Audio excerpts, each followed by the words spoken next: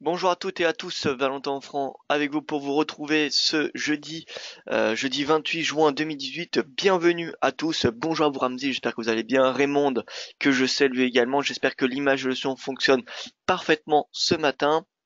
Comme vous avez pu le lire, aujourd'hui nous attendons l'inflation zone euro ce matin et le PIB annualisé des États-Unis cet après-midi. Ce seront les deux annonces majeures de la journée. Donc la paire euro-dollar sera sûrement très volatile. Ce matin on a DXY qui teste les 95 points, l'eurodoll est revenu près de 1,15. Bref, on a quand même pas mal de mouvements. On a eu des nouvelles sur un peu ce qui se passe aux États-Unis avec la guerre commerciale.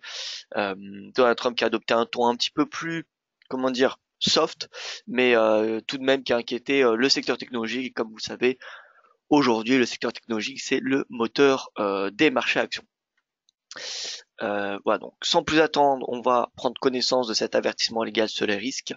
Le trading avec effet de levier amplifie toujours les gains et les pertes. Un compte risque limité prend un risque de perte du capital investi. L'investissement sur compte titre prend un risque de perte en capital. IGF fournit exclusivement un service d'exécution d'ordre. L'apprentation est à titre indicatif et ne saurait être considéré comme un conseil ou une recommandation. Voilà, maintenant que l'avertissement légal sur risque a été énuméré, on passe tout de suite aux principales informations qui impactent les marchés. Voilà. Bonjour Frédéric, le son image sont bons. Et bien écoutez, c'est parfait, merci pour ces confirmations. Bonjour Catherine.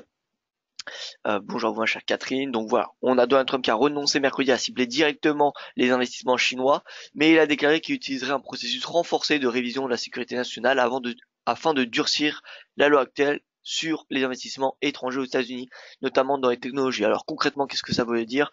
Bon, vous avez compris la première phase que Donald Trump ne veut pas cibler les investissements chinois, mais il va renforcer en fait un comité qui est déjà en place, un comité qui surveille les investissements étrangers, donc il va renforcer et il va durcir la loi actuelle pour voilà, bloquer peut-être plus, sans doute plus même les investissements étrangers dans le secteur, enfin dans les technologies américaines sensibles.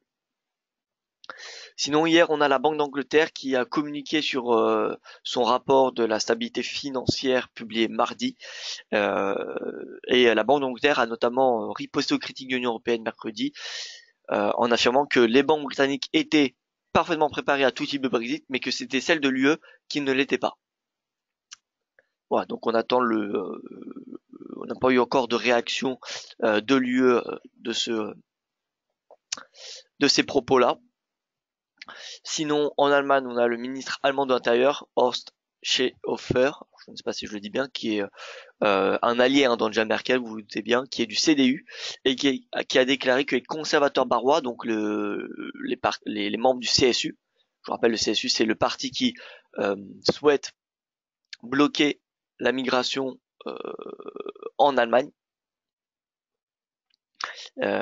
Et donc le ministre allemand de l'Intérieur, excusez-moi, a déclaré mercredi que le CSU ne cherchait pas à démanteler le gouvernement de coalition allemand ou à évincer Angela Merkel, mais voilà, il exprime son optimisme quant à la résolution de leurs différends migratoires qui, normalement, doivent prendre fin euh, d'ici la fin de semaine. L'ultimatum qui a été donné lundi 18 juin est pour la fin de semaine. Donc Angela Merkel doit trouver une solution sur la migration en Europe avant la fin de semaine, sous risque que le CSU comment dire, bloque les propositions du gouvernement allemand à l'Assemblée. En Asie et en Chine, on a un rapport publié par un think tank soutenu par le gouvernement chinois qui met en garde contre une panique financière potentielle qui toucherait la Chine euh, suite aux incertitudes sur les marchés boursiers et les tensions commerciales. Et enfin, RBNZ, taux inchangé comme prévu à 1,75% et une déclaration plutôt dovish. Bonjour à tous ceux qui viennent nous rejoindre. Voici le résumé d'hier et de ce matin. Concrètement, un marché action qui est dans le rouge. Vous voyez que le Nasdaq a enregistré les plus fortes baisses. Forcément, dès qu'on a le protectionnisme qui touche les technologies, euh, le Nasdaq recule. D'ailleurs, le secteur touché, principal secteur qui serait touché par la mise en place de barrières entre les États-Unis et la Chine, ça serait les secteurs technologiques. Généralement, on voit que les secteurs technologiques surperforment malgré ces menaces, parce que voilà, c'est un petit peu paradoxal, mais valeur tech, c'est une valeur cyclique, mais en même temps, c'est une valeur défensive à Wall Street. Donc voilà, c'est très très spécial. Par contre, on voit bien ce que nous a montré hein, la réaction du marché hier et avant-hier, c'est que dès qu'on a le mot technologie dans tout ce qui est protectionnisme américain, eh bien là, ça commence à affecter les secteurs tech. Mais quand on parle de guerre commerciale entre les États-Unis et Chine, c'est bien on l'a vu ces dernières semaines, c'est pas vraiment le Nasdaq qui est le premier touché, alors que d'un point de vue économique, c'est les valeurs tech qui seraient les plus impactées par la mise en place de barrières. Donc, il faut surveiller de très près ce que dit l'administration américaine, si il y a une spécificité sur les valeurs tech ou non. S'il y a une spécificité sur les valeurs tech pour la mise en place de barrières commerciales, bien évidemment, eh bien c'est le Nasdaq qui va sous-performer, et dans le cas contraire, Nasdaq c'est un moteur, c'est également une valeur défensive, et donc il devrait surperformer. Ce matin, on a toujours le yen qui est payé, donc ce qui montre bien de l'appétit pour le risque. Le rendement du 10 ans américain, vous l'avez vu hier, a baissé de 6 points de base, qui veut dire un marché obligataire également payé. Le Dixie a progressé de 0,70%, pareil, sur fond de tension commerciale. Donc voilà, et ce matin, on voit bien Nikkei, Hang Seng en légère baisse, le gold qui vient tester les 1150 dollars ce matin. Est-ce que c'est un signal d'achat? Nous allons le voir dans un petit instant. Et donc voilà, donc plutôt de la version pour risque ce matin. Calendrier éco, vous voyez l'IPC allemand, pardon, c'est pas l'IPC de la zone euro, c'est l'IPC allemand. Je me suis trompé hein, dans le titre. IPC allemand à 14h et ensuite 14h30, PIB annualisé des États-Unis attendu à 2,2%. Donc voilà.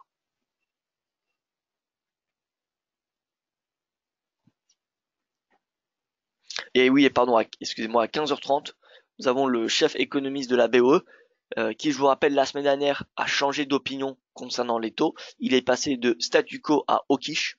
C'est ce membre-là qui est passé en faucon à la BOE, et donc il s'exprimera pour la première fois depuis son changement d'opinion à 15h30. Donc ça pourrait être intéressant au niveau de la livre sterling. Alors, on commence par le Dixie. Le Dixie, comme vous pouvez le constater, qui a fortement progressé ces deux dernières séances. Ce matin, le Dixie qui teste 95 points. Bien évidemment, la clôture journalière sera extrêmement importante. Et au vu du calendrier économique, inflation allemande et PIB, des États-Unis, eh bien, ça sera assez volatile. Donc, Dixie, ne nous précipitons pas, ne prenons pas cette cassure intraday comme acquise.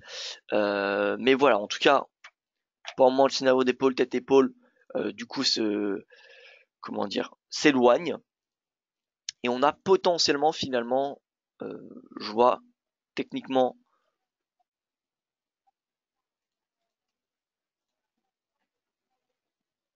une oblique. Alors, est-ce qu'on a que 2 points de contact, donc c'est pas suffisant. 2-3 points de contact, on peut l'utiliser.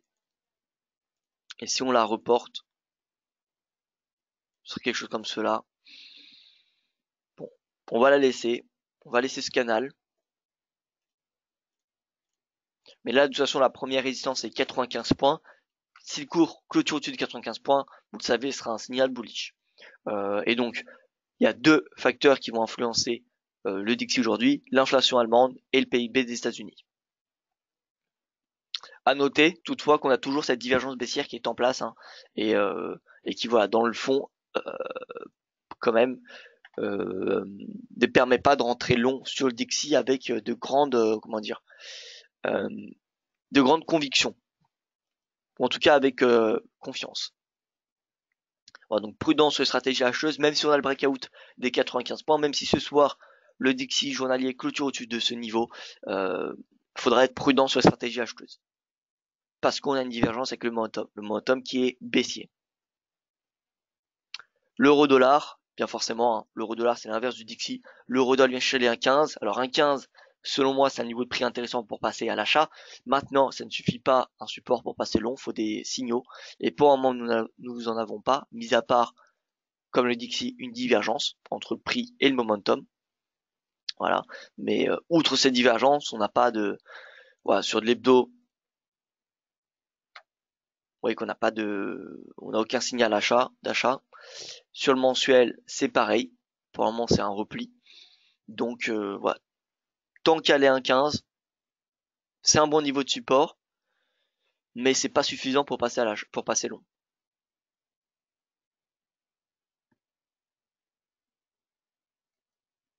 Pour le GBP USD, vous voyez qu'il a l'air d'aller chercher les 1,30. Il va très probablement aller chercher ce seuil. D'ailleurs, regardez ce matin, la devise la plus haussière, c'est le dollar. Tous les autres devises sont en baisse, avec notamment le NZD dû au ton dovish de la RBNZ. Et sinon, on a le GBP, le CHF, l'euro, le yen, le CAD, la UD, qui sont toutes baissières. Donc voilà, le dollar, c'est la devise forte de ce matin. L'euro peut se vendre en intraday. Vous voyez qu'il y a 30 pips de baisse à aller chercher. 30 pips pour aller chercher 1,15. Hein, c'est voilà, c'est vraiment un trade intraday, j'ai envie de dire. Donc, euh, donc voilà. Niveau de support à 1,15 pour l'euro-doll. Le GBP USD, il ira chercher 1,30 d'ici les prochaines heures, d'ici la fin de la semaine très probablement.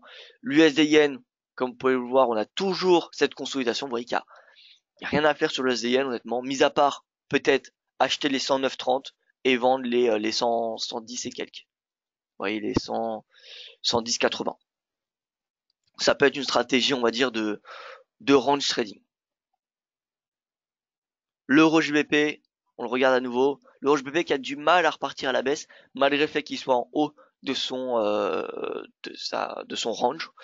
Euh, mais voilà, comment dire, la perspective à court terme est toujours baissière. Tant qu'on n'a pas de sortie par le haut de ce range, il y a plus de probabilité techniquement que le cours part à la baisse plutôt qu'à la hausse. Et à noter qu'on a une divergence baissière sur le stochastique et le RSI. Donc voilà. Disons que le retard que prend l'euro GBP pour partir à la baisse se fera très probablement payer par la divergence. Donc l'euro GBP, on va peut-être probablement connaître une baisse début de semaine prochaine. En tout cas, nous sommes sur du 4 heures. 4 heures, ça prend quand même un certain temps à, à ce qu'un chandelier se fasse. Hein.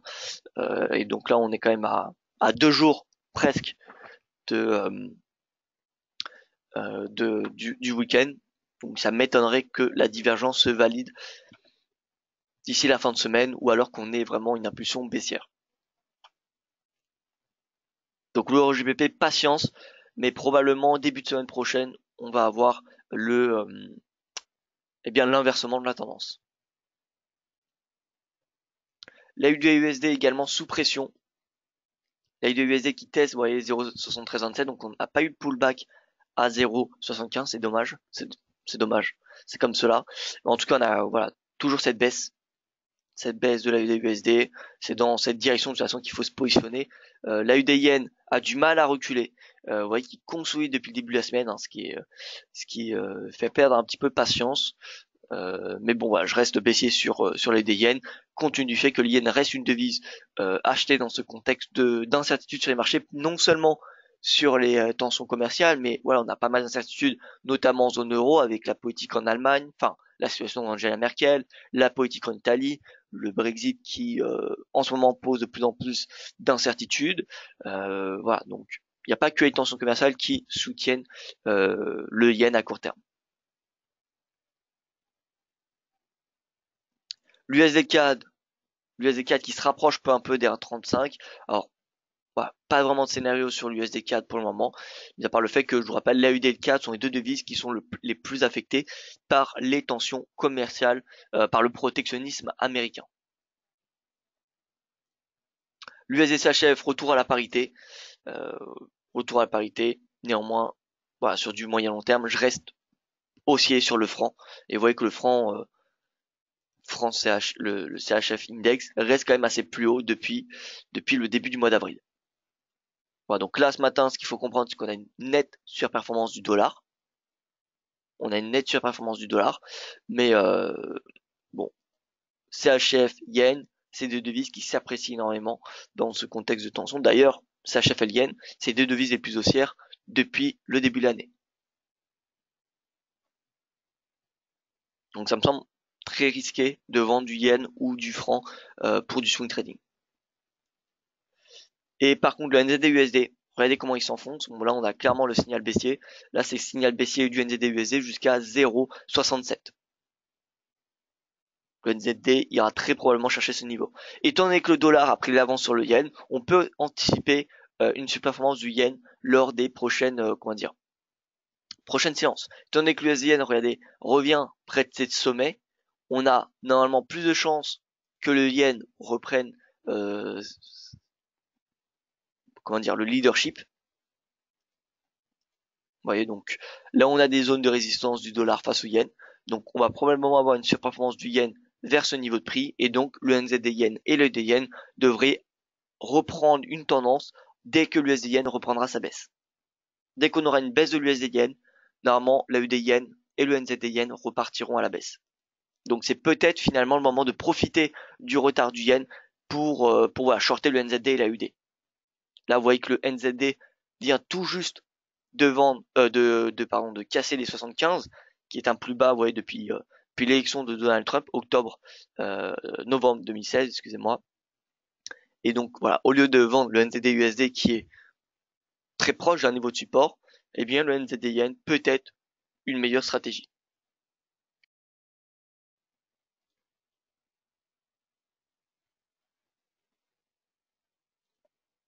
Et la UD Yen, c'est pareil, comme je vous l'ai dit depuis le début de la semaine,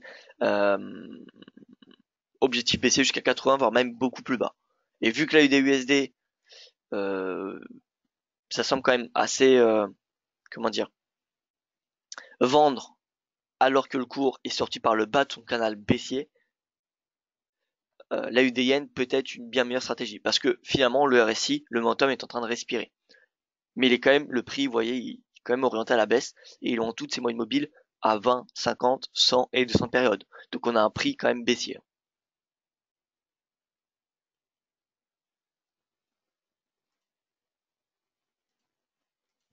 Et on regarde rapidement CHF Yen, juste simplement pour voir laquelle des devises refuge surperforme. Et là, on voit clairement que bon, depuis début mai, on n'a pas vraiment de surperformance. On n'a pas de tendance nette. Au premier trimestre, on avait une sous-performance du franc, mais depuis avril, finalement, entre le franc et le yen, c'est globalement la même chose.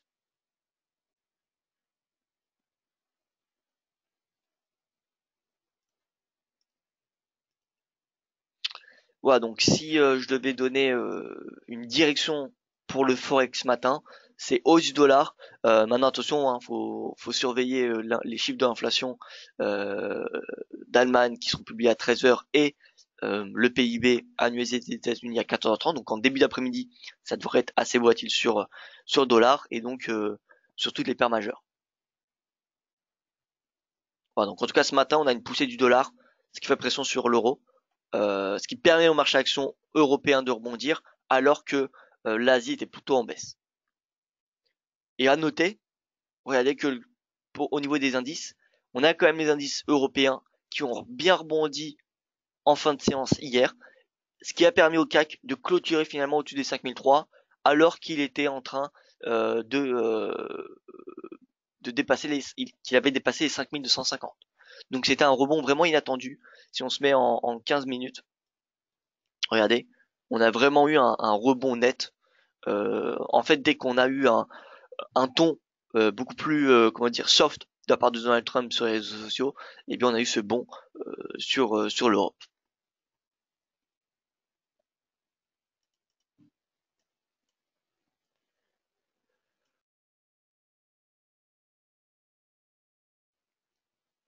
Voilà, donc le cas que faire ce matin.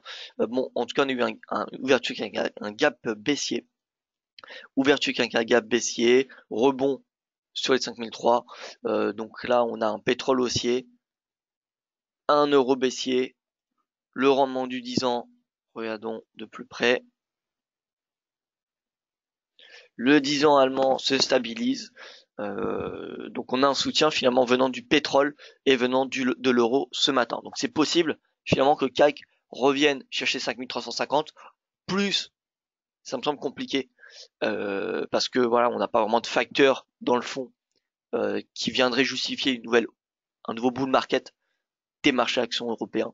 Donc voilà, si on a un bon, c'est un bon de court terme afin de laisser le momentum journalier respirer. Mais voilà, ça m'étonnerait qu'on ait une hausse plus élevée que 5350.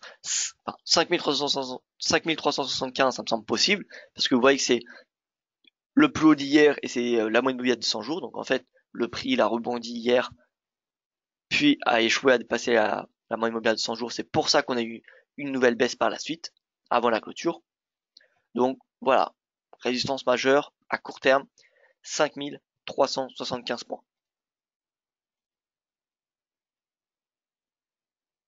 Alors François qui nous dit 50% Fibo, 24,3 ou 22,05 à 5250.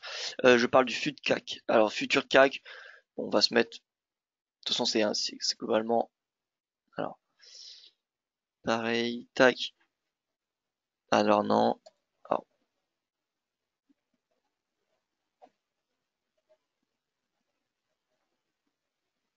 d'accord. Donc, vous, c'est sur les futurs. Euh, alors, il y a peut-être un moyen pour que je mette mon futur.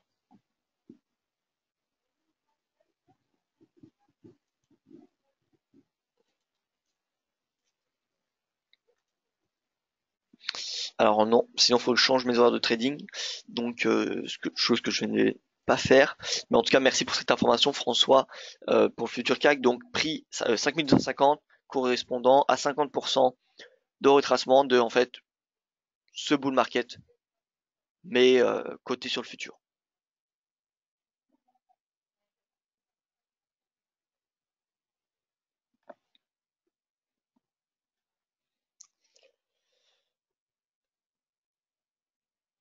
Voilà donc pour le CAC, plutôt un biais haussier ce matin sur les marchés actions européens, malgré le fait que Wall Street et l'Asie ont clôturé dans le rouge.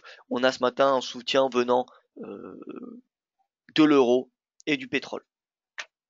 Alors que en Asie, on avait le pétrole qui était en baisse. Sur dans une heure, on avait une petite baisse en Asie et à Wall Street en fin de journée. Pour ce qui est du DAX, toutefois le DAX il ne se situe pas au-dessus des 12 500 points. Alors oui, le CAC il a sauvegardé ses 5300, mais on voit le DAX, eh bien c'est beaucoup plus mitigé. Et ça semble plutôt évident. Oui, on a un rebond intraday, on va très probablement l'avoir, mais ça semble assez évident qu'on va voir le DAX d'ici les prochaines séances, sans doute la semaine prochaine, venir tester les 12 000 points. Vous voyez, quand on voit un graphique comme celui-là, ça semble un petit peu logique que le DAX vienne chercher ce niveau de prix, donc pourquoi pas vendre les pullbacks. Voilà, maintenant en intraday, comme vous le savez, point pivot intéressant. Donc le R1 journalier comme résistance, et donc vous avez le prix à droite, le prix qui se situe à 12 479 points. C'est la résistance intraday du DAX et ça m'étonnerait qu'il dépasse ce seuil compte tenu du fait qu'on n'a pas, encore une fois, de facteur majeur qui viendrait justifier la hausse des indices européens. À part si l'euro s'enfonce sous les 1,15 ou que le pétrole bondit à nouveau de 1%, voilà, ce matin, d'un point de vue macroéconomique ou politique, on n'a pas de facteur qui viendrait justifier cette hausse. Et l'Eurostoxx, vous voyez, l'oblique haussière de long terme, le cours qu'il a testé hier. Et voilà, encore une fois, le point pivot, le R1 3440, ça me semble assez haut. Je dirais les 3426, c'est un prix de clôture mensuel. C'était, vous voyez, là où le prix a échoué, a dépassé hier. Vous voyez, on a eu un test, puis échec. Donc voilà, 3426 points, résistance intraday. On passe sur le Nasdaq. Nasdaq qui a sous-performé les marchés actions hier. Euh, alors, remettons-nous dans le contexte. 7000 points qui sont testés. Clôture même sous les 7000. alors qu'il avait inscrit un nouveau record la semaine dernière. On a une divergence baissière, le momentum qui passe sous 50, donc c'est clairement un signal baissier qu'on a sur les valeurs tech pour du court terme. Donc c'est possible de vendre le Nasdaq techniquement parce qu'on a le prix qui clôture sous les 7000 points et le RSI sous 50. Donc voilà, signal baissier en théorie jusqu'à 7 oblique haussière qui a acheté tous les points bas depuis le début de l'année. Donc aux alentours, vous voyez des 6007, 6800 points.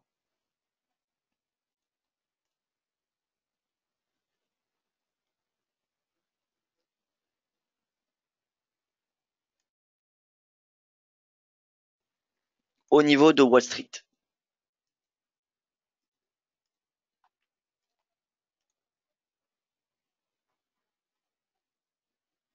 Wall Street, beaucoup plus proche de sa moyenne mobile à 20 jours. Vous voyez, si on fait un Disparity Index, et ben, comparé au Nasdaq, le Disparity Index serait beaucoup plus faible. Alors, indicateur, on va le mettre. Disparity Index, pour ceux qui ne connaissent pas, c'est simplement l'écart relatif qu'il y a entre le prix et une moyenne mobile. Une moyenne mobile que vous pouvez... Voilà, moyenne mobile à 200. Donc, Disparity Index, le prix est seulement à 1,09% de sa moyenne mobile à 200 jours, alors que sur le Nasdaq, Disparity Index est à 5%. Donc prix à 5,5% de sa moyenne mobile à 200 périodes.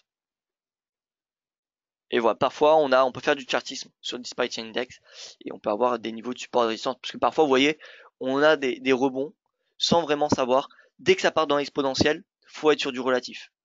D'accord? Par exemple, Bitcoin, toutes les évolutions du Bitcoin ou même des marchés actions sur du long terme, on le voit, c'est des paraboles, ce qui est normal, parce que 1% il y a 10 ans ne vaut pas la même chose que 1% aujourd'hui. Enfin, non, pardon, c'est l'inverse. 100 points il y a 10 ans post-crise ne valait pas la même chose que 100 points aujourd'hui sur le Nasdaq ou sur le S&P ou sur le CAC. Donc là, c'est pareil. 100 points aujourd'hui, ça sur le Nasdaq, eh bien ça vaut un peu plus d'1%. Alors qu'il y a 10 ans, je ne me souviens plus c'était combien de points bas. Il me semble que c'était 4000, non 3000. 3000 points bas du Nasdaq post-crise financière, il me semble. Bref, donc, du coup, 100 points post-crise financière, si on estime, enfin si c'était 3000 points le point bas du Nasdaq, ça voudrait dire que 100 points valaient un peu plus de 3%. Donc, vous voyez que ça n'a pas le même poids psychologique. Donc, plus on va sur du long terme, plus le relatif est important en trading. Et parfois on voit des rebonds du prix sans vraiment trouver d'oblique ou voilà de configuration de chartisme, simplement parce que voilà, faut partir dans le dans le dans le relatif. C'est pour ça qu'il y a des échelles logarithmiques. Donc là, en l'occurrence, on peut pas faire d'analyse technique sur ce disparity index, quoique bon, je vais laisser de toute façon, je laisse jamais le disparity, donc je vais l'enlever, mais bon, en l'occurrence ici, on ne peut pas faire d'analyse technique. Mais bon, en tout cas, on voit bien que le Nasdaq est beaucoup plus éloigné de sa moyenne mobile à 200 jours que le S&P l'est. Ou encore pire que le Dow Jones l'est. Parce que le Dow Jones, il est à seulement, vous voyez, 0,95% en dessous, pardon, 0,95% en dessous de sa moyenne mobile à 200 jours.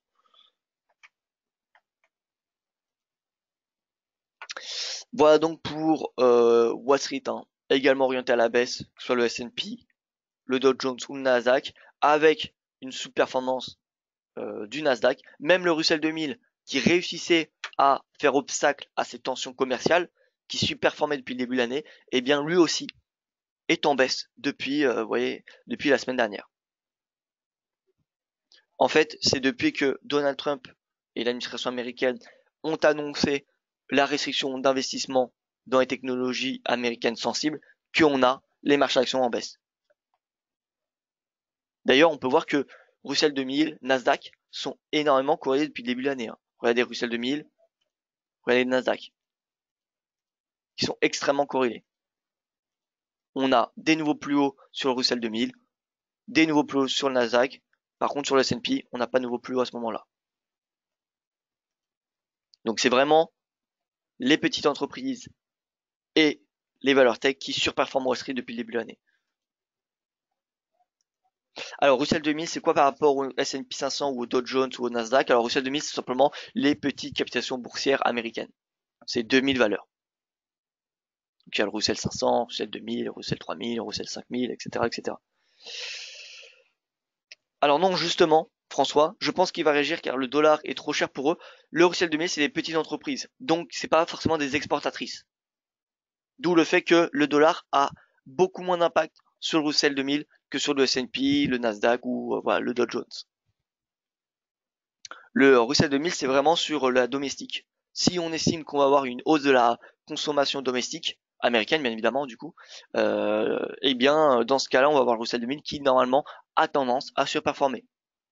Il n'y a pas vraiment, enfin, il y a bien évidemment une corrélation avec le dollar. Enfin, oui, il y a une corrélation avec le dollar parce que le Russell 2000 est corrélé également aux autres marchés actions. Donc forcément, si le S&P, le Dow Jones et le Nasdaq sont en baisse, il y a de fortes chances que le Russell 2000 le soit également. Mais on va dire que bon, le dollar en soi a beaucoup moins de poids sur les petites entreprises que sur les très grosses.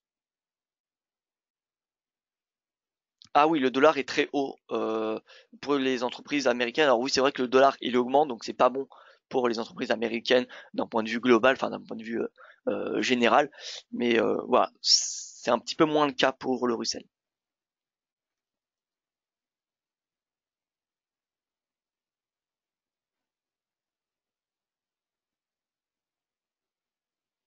On passe alors l'or qui teste les 1250. Alors voilà, le RSI en bas du canal, euh, le prix sur support.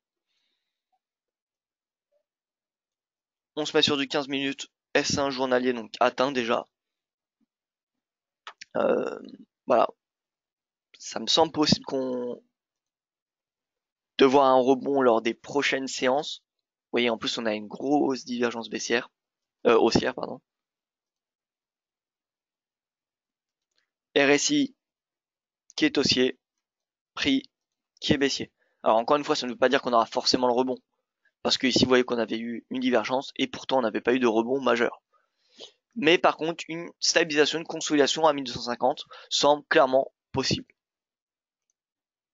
Ça semble clairement possible, donc voilà. De toute façon, en termes de timing, est-ce qu'il faut vendre le prix sur support? Non. La tendance est baissière, donc il faut plutôt s'intéresser aux positions vendeuses.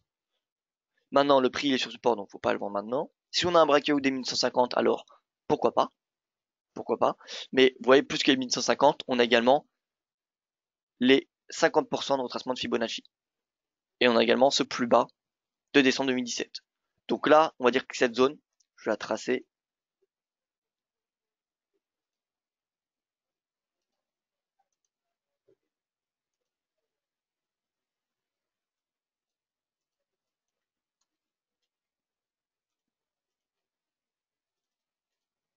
Vous voyez que cette zone-là, c'est une zone où on va dire que la probabilité de rebond est importante. Et c'est la zone de support. C'est-à-dire que c'est pas parce qu'on a une clôture à 1249 qu'il faut directement shorter. Par contre, si on a une clôture sous 1244, bon, eh bien, et qu'on n'a pas de divergence, qu'on n'a pas voilà, de signaux qui viendraient contredire la baisse, dans ce cas, ce sera possible de vendre l'or jusqu'à, vous voyez, 1215.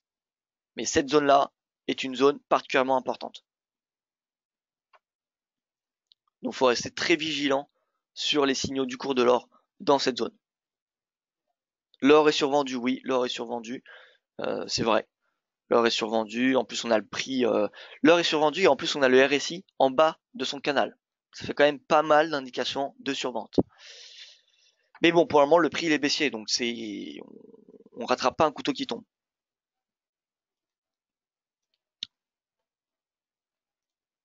Voilà, donc pour le moment, c'est statu quo hein, sur le gold. C'est voilà, vraiment aucune décision à prendre, je pense, pour le moment. Et encore une fois, je vous rappelle qu'on a une divergence sur du H4 ou sur du H1. Sur l'or, le WTI a inscrit un plus haut depuis 2014, comme vous avez pu le constater hier, grâce à cause, ça dépend, euh, du déstockage aux États-Unis, plus important que prévu. On a eu 9 millions de barils de pétrole brut en moins la semaine dernière aux États-Unis, alors que le consensus tablait sur une baisse de 3 millions. En plus de cela, on a toutes les incertitudes sur l'Iran. Voilà, le fait que l'administration américaine a annoncé que les entreprises devront cesser d'acheter du pétrole iranien d'ici le 4 novembre, eh bien, ça pose également des incertitudes sur le Venezuela parce que les États-Unis sont quand même également contre la politique vénézuélienne. Il y a un petit peu une crise entre les deux pays, pas similaire à celle entre les États-Unis et l'Iran parce que c'est pas le même conflit, mais voilà, ça pose des incertitudes. Et le fait que l'administration de Donald Trump a donné cette deadline, cet ultimatum, eh bien, indirectement, le marché se dit que, eh bien, il pourrait faire la même chose avec le Venezuela. Et c'est également pour ça qu'on a une hausse. En plus de cela, on a eu, comme je vous l'ai dit, une panne au Canada qui, eh bien, empêche l'extraction de 300 000 barils de pétrole par jour. Et la réparation devrait durer jusqu'à la fin du mois de juillet. Donc voilà, concrètement, baisse de l'offre malgré l'augmentation de l'OPEP de 1 million. Alors l'augmentation de 1 million, j'ai eu des renseignements. Ça semble un petit peu privilégié de dire ça, mais j'ai eu des sources qui ont indiqué que les 1 million, c'était pour l'OPEP+. C'est pas seulement pour l'OPEP, c'est l'OPEP plus la Russie plus voilà, tous les alliés. Donc hausse de 1 million. Faut savoir que les sanctions, que l'Iran déjà exporte 800 000 barils par jour vers l'Europe. Donc imaginez si l'Europe respecte l'ultimatum américain, c'est-à-dire que déjà on a une baisse de l'offre de 800 000 barils. Il faut savoir également que l'Iran exporte 1,4 million de barils par jour vers l'Asie. Est-ce que l'Asie va respecter ce qu'a décidé l'administration américaine? C'est à voir. Donc en tout cas on aura une baisse des exportations iraniennes. Au Canada, on a une baisse de 300 000 par jour pour le moment. Au Venezuela, l'industrie a énormément de mal à produire du pétrole parce que c'est, comme vous savez, une crise économique qui touche là-bas. Donc il y a pas mal de une situation économique qui est pas vraiment bonne et tout ce qui est investissement, etc. C'est pas forcément la bonne chose pendant les crises économiques. Donc voilà, concrètement, même si on a une augmentation de l'offre par l'OPEP, finalement avec toutes ces incertitudes et toutes ces barrières, on a finalement une balance qui s'annule, voire même qui diminue. Donc c'est pour cela qu'on a une hausse du pétrole aussi importante. Alors voilà, est-ce que je suis un agent secret avec mes renseignements? Non, non Thierry, je ne suis pas un agent secret, hein. Euh, mais, euh, mais donc voilà, on a la chance ici d'avoir beaucoup euh, de contacts avec plusieurs banques et voilà, donc du coup ça permet d'avoir quand même pas mal d'informations qu'on n'a pas forcément sur internet ou alors qui sont pas forcément bien mises en valeur. Donc au niveau du pétrole, eh bien écoutez, le brut, on voit bien qu'il a buté sous son sommet. Donc c'est la résistance. C'est la résistance, hein, les 72,50 à peu près. Maintenant, faut pas oublier que la tendance est haussière. Donc si on a un retour à cette oblique, ça serait une opportunité d'achat. Ce serait une opportunité d'achat. On a les 3 points de contact, 1, 2, 3. Donc le quatrième se paye. Pour le Brent, bien évidemment, les stocks aux États-Unis ont beaucoup moins d'impact sur le pétrole européen, donc c'est pour ça que le pétrole européen ne s'est pas envolé jusqu'à des nouveaux records annuels, mais on voit quand même qu'on a eu une hausse. La résistance, elle est quant à elle à 78,47 pour le Brent, et encore une fois, un retour à cet oblique ou même à 75 dollars, qui est le premier puissant seuil psychologique du Brent, serait des opportunités d'achat compte tenu des incertitudes qu'il y a sur les marchés. Gaz, toujours en train de creuser sa divergence. Cuivre, sous pression à cause du protectionnisme américain. Euh, voilà, donc moyenne mobile.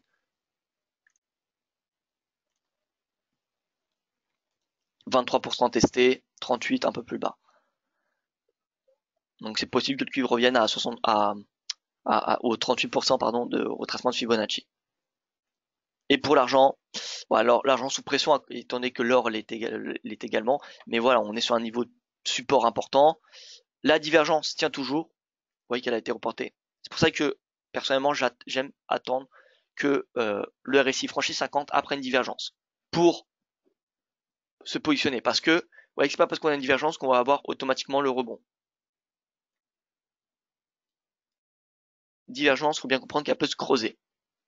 Donc c'est pour ça que quand on attend que le RSI ensuite franchisse 50 pour rentrer dans le marché, eh bien ça permet un peu de bien de faire preuve de patience simplement, histoire de ne pas rentrer trop tôt dans une divergence. Est-ce qu'à ton avis, IG proposera bientôt un CFD sur le contrat du pétrole chinois comme prévu pour le WTI ou le Brent? Alors, c'est une question que je me suis posée. Je ne me suis pas du tout renseigné. Je pense pas que ça soit prévu pour le moment. Voilà. Après, bon, ça peut changer si j'ai des nouvelles. De toute façon, je vous tiendrai au courant bien évidemment. Pour le moment, il y a le brut, il y a le Brent. Ça va dépendre de la demande, hein. Si de toute façon il y a une demande, il y aura bien évidemment une offre qui sera proposée. Mais pour le moment, j'en ai pas entendu parler, donc bon, a priori, ce n'est pas prévu. Faut savoir que c'est un peu tôt quand même, hein. Ça fait depuis mars qu'il cote ce pétrole chinois, donc voilà. Je pense qu'il faut faire preuve un petit peu de patience, hein. Le Bitcoin, il cote, hein, depuis 2010, hein. Et chez les brokers, il est tradable. Je connais pas tous les brokers, mais je dirais que ça fait qu'au maximum, allez, 2-3 ans qui est disponible sous format CFD. Au maximum, je pense. Donc, vous voyez que ça prend quand même un certain temps, le temps qu'il y ait un nouveau produit et qu'il soit coté. Après, ça dépend. Pour les marchés actions, ça va beaucoup plus vite. Regardez l'indice FANG. C'est un indice FANG qui cote depuis le 11 janvier chez IG. Il a été créé par la bourse américaine. Il me semble que c'est ICE. Il a été créé en août dernier. Donc ça fait à peine un an qu'il cote en réel et 6 mois, même pas 6 mois après, il a été coté chez IG. Donc voilà, après ça dépend les types de produits. D'ailleurs, vous voyez quand même que l'indice FANG résiste très très bien aux comment dire, eh bien aux menaces, malgré le fait que voilà, on a le Dow Jones qui l'équivalent du Dow Jones en termes de positionnement, il est ici, hein. Il est sous son plus bas du mois d'avril. Or que l'indice FANG, qui regroupe 10 entreprises cotées à la place de New York, c'est pas 10 entreprises américaines, parce qu'il y a quand même 2 ou 3 entreprises chinoises, Beidou, Alibaba et c'est tout, il me semble. Beidou et Alibaba, donc ça fait que 2. Mais donc c'est un indice équipondéré entre ces 10 valeurs, donc ce qui veut dire que chaque valeur a un poids de 10% dans l'indice. Il y a Apple, Facebook, Amazon, Google, Beidou, Alibaba, Tesla, Nvidia, et je vais me renseigner pour le reste.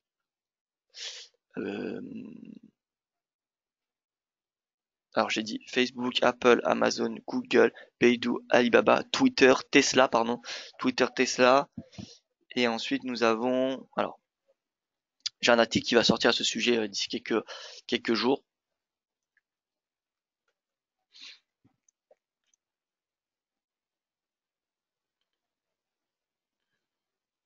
Donc FANG, pour ceux qui ne savent pas, c'est l'équivalent des GAFA en français. Nous on utilise beaucoup les GAFA en français, qui sont Google, Apple, Facebook, Amazon. Les anglo-saxons utilisent surtout le FANG qui est Facebook, euh, Amazon, il me semble, c'est pas Apple, hein. C'est Amazon, Netflix, Google. Donc voilà, il n'y a pas les mêmes données, mais c'est un petit peu l'équivalent. Quand ils parlent des FANG, c'est les grosses tech. C'est pour ça qu'ils s'appellent FANG+, parce que c'est FANG plus d'autres valeurs. Donc il y a Facebook, Apple, Amazon, voilà, Netflix, Google, Alibaba, Beidou. Donc Alibaba, Beidou sont des entreprises chinoises cotées à New York. Nvidia, Twitter, Tesla. Donc ça fait 2, 4, 6, 8, 10. Voilà, donc 10 valeurs, et vous pouvez voir que bon, il y a eu un backtest qui a été réalisé depuis septembre 2014. Le S&P en noir, le Nasdaq 100 en bleu, le secteur tech du S&P 500 en gris, et enfin le FANG. Voilà. Je ne sais pas pourquoi j'ai fait ça. Ah oui, c'est pour la cotation chez IG. Et donc voilà. Un petit mot sur les cryptos, très bien. Les cryptos avec les effets de levier de 2 qui arrivent à cause de l'ESMA au mois d'août ne sera plus du tout intéressant, en plus des spreads qui sont importants. Alors, je suis plutôt d'accord avec vous, mis à part le fait que l'avantage principal de toute façon des cryptos chez un broker, enfin selon moi, c'est pas l'effet levier parce que de toute façon un effet de levier sur les cryptos ça sert quasiment à rien, soyons honnêtes, c'est déjà extrêmement volatile. Donc voilà, à part un effet levier de 2, allez, de 3, les cryptos utiliser un effet levier de 10, c'est presque du suicide. Par contre, ce qui est bien, en tout cas chez G, je connais pas chez les brokers, c'est que c'est G qui prend le sous-jacent, c'est pas vous. C'est pas vous qui achetez quand vous achetez un CFD, vous achetez pas le sous-jacent. Donc en fait, vous achetez pas les cryptos, donc vous n'avez pas de problème de piratage, vous n'avez pas de problème de storage, donc pour garder vos cryptos sur un portefeuille. Vous avez pas ce problème-là. Vous achetez, vous vendez, c'est tout. Comme vous faisiez sur le forex, sur les actions, etc. Ensuite, IG s'occupe de voilà prendre les cryptos sur le réel et de les garder à son nom. Donc en soi, c'est IG qui prend le risque de perdre ses cryptos. Et c'est pas vous. C'est pas vous via des plateformes qui, vous voyez, il y en a au moins une par an qui se fait pirater. Bon, donc c'est pour moi, de toute façon, depuis le début, je dis, le principal avantage de traiter les cryptos chez un broker, en tout cas chez IG, c'est comme cela que ça fonctionne. Donc, pour les cryptos, mon cher François, alors, bon, je vais enlever un petit peu.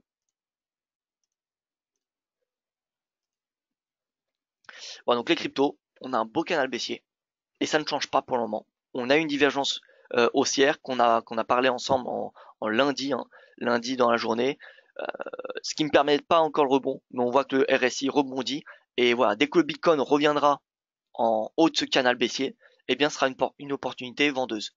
La tendance est clairement baissière, que ce soit sur du 4 heures du journalier. Donc voilà, c'est stratégie baissière qu'il faut adapter. Donc dès qu'on a un retour du Bitcoin en haut de ce canal baissier, eh bien, ce sera une stratégie short qu'on pourra adopter. L'Ether, pareil. Vous voyez qu'on a une configuration similaire. Et d'ailleurs, si vous faites le top 10 des cryptos, il y a la même configuration partout. Le RSI rebondit, il a légèrement rebondi, ce qui permet d'assainir la tendance. Par contre, voilà, le prix reste clairement baissier, le RSI il reste dans un momentum bearish. Donc voilà, c'est dans cette direction qu'il faut se positionner sur les cryptos pour le moment. Tant qu'on n'a pas de sortie par le haut de ce canal sur le Bitcoin et l'Ethereum, ça me semble compliqué de se positionner à l'achat. Et ça me semble très risqué de dire qu'on a fait le point bas. On pourra dire qu'on a fait le point bas sur les cryptos dès lors qu'on aura un signal majeur sur du journalier. Donc déjà une sortie par le haut du canal et pourquoi pas une divergence. Mais pour le moment, on a la divergence mais pas sortie par le haut du canal. Comme vous avez vu sur l'argent hier, ce matin et hier, la divergence peut continuer à se creuser encore beaucoup de temps. Voilà donc avis baissier pour les cryptos, mon cher François, ce matin. Le forex classique est bien plus intéressant. Alors c'est différent. C'est vrai que moi j'aime beaucoup le forex, beaucoup les indices. Honnêtement j'aime aussi beaucoup les cryptos, mais pour moi c'est pas très comparable pour le moment. Vraiment, c'est pas très comparable, je trouve. Voilà, donc merci pour votre attention. Moi je n'ai plus rien à ajouter. Merci pour votre participation également. Ça me fait très plaisir de pouvoir dialoguer avec vous. Si vous avez des questions comme d'habitude, n'hésitez pas à me les poser via les réseaux sociaux ou par email. De toute façon, je vous retrouverai demain pour mon prochain point de marché. Et voilà, encore une fois, merci pour votre présence, merci pour votre fidélité et à demain.